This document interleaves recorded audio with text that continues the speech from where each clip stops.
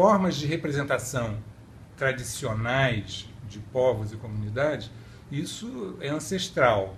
Quer dizer, toda cultura tem uma dimensão da sua visualidade, da sua representação no plano visual. Então, até hoje, você tem formas de representação de grupos indígenas que se dão através da dança, através do artesanato, que são formas de expressão da sua cosmovisão, de representação dos seus mundos, né? Agora, a representação num plano, numa lógica cartesiana, né? Com todo um arsenal construído pelas ciências ocidentais, isso implica, de fato, numa formação, né? Eles não, na escola ou na faculdade de geografia, você entra em contato com essa cartografia ocidental que representa um modo de ver próprio, né, do mundo ocidental. Então, para participar desses embates, dessas disputas territoriais, que tornam-se também disputas cartográficas, é necessário uma formação nesse modo de representar. E aí as tecnologias da informática tornaram muito mais fácil esse acesso através do GPS e tal. A formação ela é mais simples. Então, aqueles grupos que têm se dedicado à construção dos seus próprios mapas, eles costumam solicitar uma formação rápida de técnicos que estão, né, envolvidos em projetos de facilitação, né, do acesso a essas tecnologias, e nesse momento, quando eles se apropriam, sejam grupos indígenas, quilombolas, etc., tem grupos que estão sendo formados na cartografia para fins de autorrepresentação comunitária, né? E a partir daí eles têm um controle político sobre o processo. Mas tem que haver essa apropriação de uma tecnologia que não lhes é própria, mas fazer uso delas à luz das suas próprias estratégias. Então, numa discussão com grupos indígenas da Colômbia, por exemplo, eles diziam para mim, não, nós sabemos que isso é um modo de representar o mundo que não é o nosso. E se a gente começa a fazer esse tipo de representação, pode ser que isso acabe comprometendo as nossas formas tradicionais de representação. Mas aí dizem eles, assim como nós aprendemos a linguagem dos brancos para poder negociar e defender nossos direitos, cabe também a gente aprender essa linguagem cartográfica para defender o nosso território, mas garantindo que nós continuamos a reproduzir a nossa cultura própria em todos os planos, inclusive da representação do espaço. Tem uma historicidade própria do caso brasileiro, né? Esse projeto da Guerra dos Mapas se deu ao longo da Estrada de Ferro Carajás, na época do projeto Grande Carajás, onde as comunidades começaram a representar os impactos que esses projetos de mineração e a Estrada de Ferro causavam na sua vida, em função de um estímulo que as organizações sociais da Alemanha tinham de querer saber em que medida o minério que eles compravam, né, estava afetando as condições de vida das comunidades povos tradicionais no Brasil.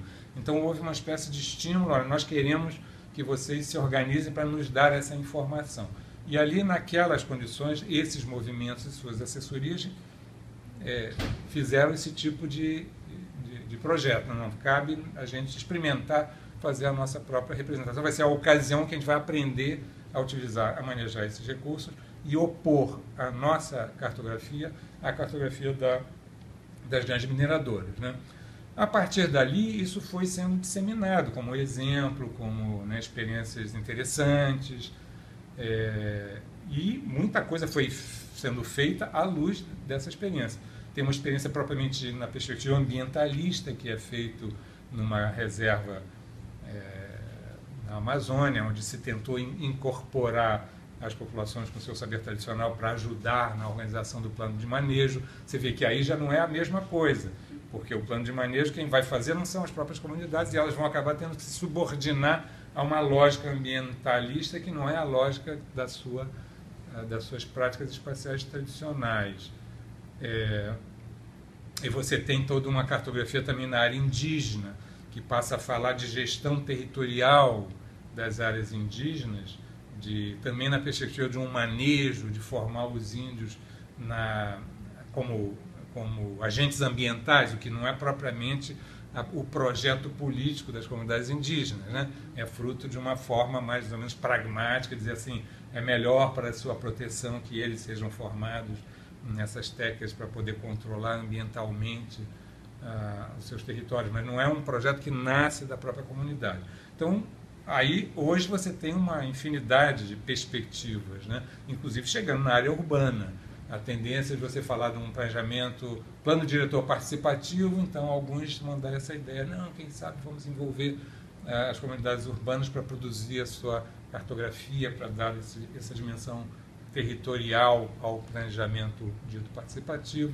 Então aí muita coisa acontece. Agora, eu acho que nessa perspectiva de auto-organização, de solicitação de que algum apoio técnico venha a um projeto que é de controle político das próprias comunidades, eu acho que isso tem acontecido a partir de informação que circula nos próprios movimentos. É uma demanda que vai se acumulando e esses grupos vão, essas assessorias, vão atendendo na medida do possível, né? E são realidades muito também variadas, né?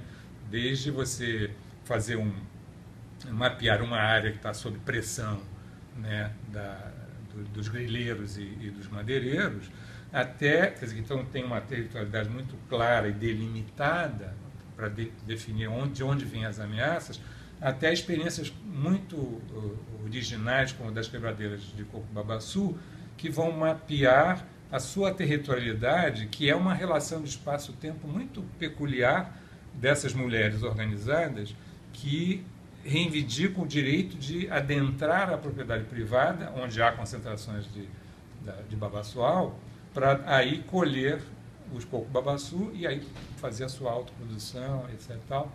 Mas isso implica em que o proprietário privado não corte essas árvores, nem queime essas árvores para botar pasto, e que elas tenham o direito reconhecido de entrar na propriedade privada sem levar bala, sem ser ameaçada pelos capangas da grande propriedade. Então, isso já levou a uma cartografia muito específica de mapeamento desses babaçoais dentro das propriedades privadas, para que isso sirva para a reivindicação de leis muito específicas, que já foram votadas em alguns municípios, né?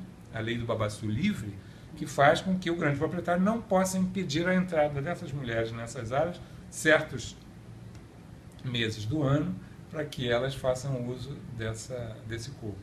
Então tem uma variedade de formas de uso e de lutas diversificadas que estão recorrendo a esse instrumento. Os grupos étnicos que têm a sua visibilidade desconsiderada na cidade e que fazem um mapeamento da sua existência social urbana, por exemplo, comunidades indígenas. Em Belém, em Manaus, grupos indígenas que têm uma existência urbana muito particular, que às vezes também vão e voltam, né, do campo para a cidade, e que começaram a registrar a sua presença na cidade como forma de proteger, né, das agressões que frequentemente sofrem por discriminação e etc. Né? Então, acho que tem uma série tem uma dimensão simbólica também, né? Acabou de ser feito um mapeamento dos povos de terreiro no Rio de Janeiro, com mais de 600 pontos, né, que têm um significado simbólico para as comunidades negras, afro-religiosas, e que vão registrar, né, como uma forma também de proteção, de mostrar que não há um vazio, mesmo no campo simbólico, né, preencher esse vazio de direitos no amplo leque de formas de expressão da presença de sujeitos organizados na cidade. Ele, em sendo apropriado, vamos dizer, politicamente, ele vai ter também a sua expressão sensorial, estética, etc., totalmente condicionada à perspectiva do próprio grupo. Então, para começar, as legendas, né, que são inventadas, isso faz parte de uma dinâmica de auto-organização. É a ocasião das comunidades se reunirem, de transmissão oral, de tradições, de histórias dos mais velhos para os mais jovens, etc. Então, toda uma oportunidade de auto-organização. E a produção da legenda é um momento particular como é que a gente vai representar isso, aquilo, tal ponto, sagrado, assim, assado. Então, você tem formas de representação que são muito singulares. E eu me lembro muito interessante que um seminário onde uma engenheira cartógrafa, que evidentemente são formados nessa visão positivista, que o mapa tem que ser absolutamente unificado, numa linguagem muito própria, e ela já desperta interesse em discutir, em ver se dialogava com essa dinâmica mais plural, né, da cartografia social. Em um certo momento ela falou, não, acho muito interessante agora. Temos que unificar as legendas, porque senão você não tem comunicação possível. Né? Então ela tinha sempre essa demanda de uma articulação, de homogeneização, que não é propriamente o caso, né? Porque enquanto autoexpressão de uma dinâmica de organização própria, de sujeitos próprios, eles vão querer se exprimir à sua maneira, né? Eu me lembro de uma apresentação de uma liderança indígena, acho que era a Raposa Serra do Sol, que estavam discutindo em Brasília, iam e voltavam para discutir qual era a área, né, que ia ser protegida. E ele chegou a Brasília de manhã cedo para uma reunião com as tecnocracias do Estado, e aí alguém disse para o cacique, olha, nós vamos reunir agora, discutir em cima dos nossos mapas, mas tem que ser os mapas mais recentes, com as tecnologias mais desenvolvidas. Aí o cacique tirou assim do bolso de trás, abriu assim, olha aqui, esse é o mapa mais recente, os caciques acabaram de fazer isso ontem de madrugada, né? E mostrou lá o seu mapa para se confrontar ao mapa administrativo, né? Eu acho que para exprimir essa diversidade da vida urbana que é própria, né, do espaço das cidades, né? O caso dos quilombos urbanos, seria mais a transição entre o quilombo rural e o quilombo urbano, é mais óbvia, né? Então houve várias experiências de cartografia social. No caso do Rio de Janeiro, no Sacopã, você tem teses feitas em cima dos dois casos de quilombos urbanos que estavam em discussão, com um processo de autocartografar o quilombo, no caso do Sacopã. Agora, isso poderia se estender para o conjunto das formas de apropriação, né? Uma cartografia afetiva da memória da cidade, agora está se discutindo uma cartografia da luta contra a ditadura, né?